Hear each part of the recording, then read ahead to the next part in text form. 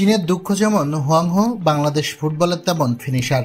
এই জায়গায় ঘাটতি না থাকলে গেল এশিয়ান কাপ বাছাই ম্যাচে ভারতের জালে গুনে গুনে কমপক্ষে দেওয়া সম্ভবত 4 গোল।